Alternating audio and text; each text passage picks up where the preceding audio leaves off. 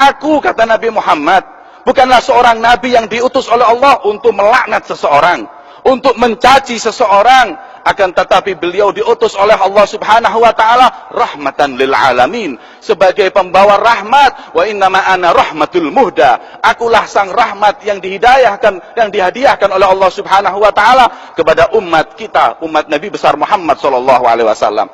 Coba kita lihat sejarah junjungan Nabi besar Muhammad yang enggak beda dengan sejarah para salaf kita.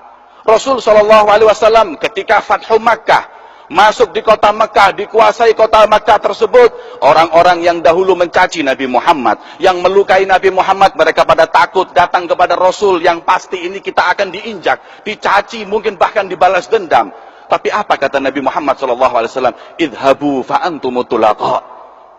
Pulang kalian, pergi kalian, kalian bebas. Agama ini bukan agama balas dendam.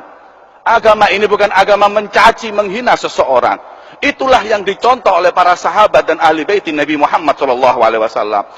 Begitu pula yang diambil anak cucu Rasul SAW. Suatu saat ketika ada beberapa fitnah yang terjadi di kota Madinah saat itu, hingga Sayyidina Ali bin Abi Thalib, beliau dicaci di dalam mimbar di hadapan beliau.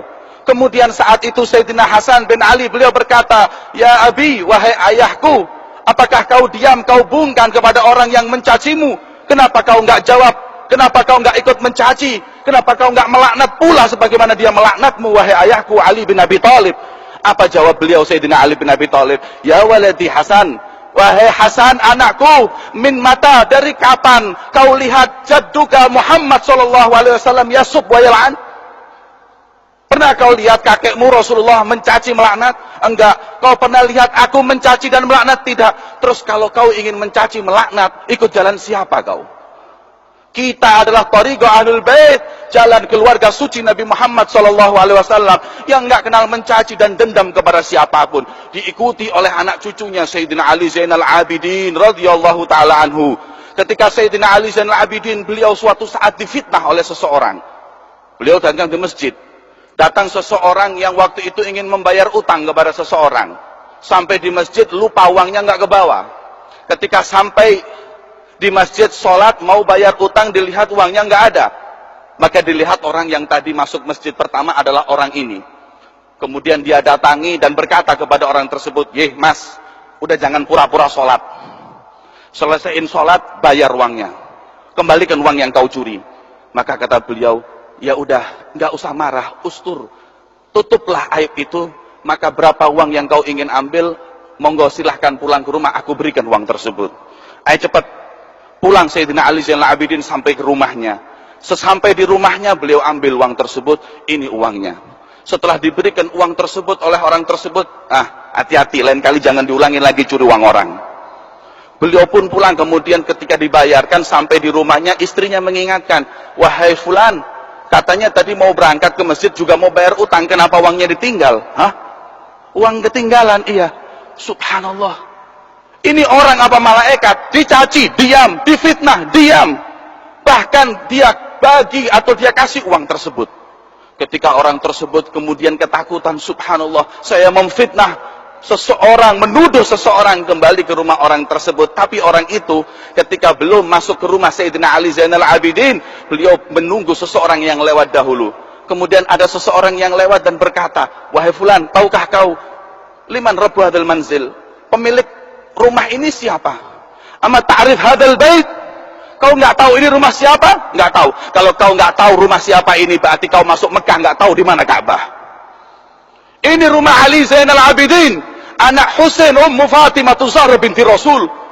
Maka nangis orang tersebut, subhanallah, inilah akhlak Nabi besar Muhammad.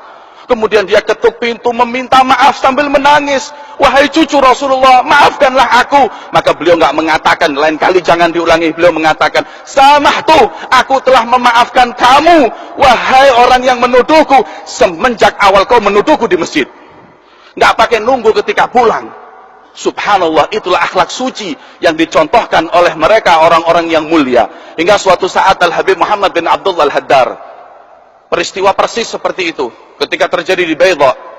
Beliau suatu saat di majlis, Sesampai di majelis ada orang datang mencaci maki beliau. Nggak tahu salahnya apa, beliau dicaci maki. Beliau diam, para muridnya marah mau mukul, diam, ini urusan aku dengan dia, kalian pada diam.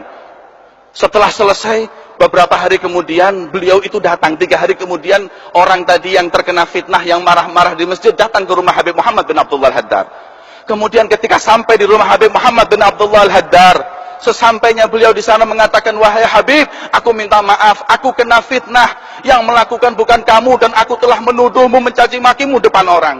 Kemudian beliau mengatakan, samihni ya Habib, maafkan aku.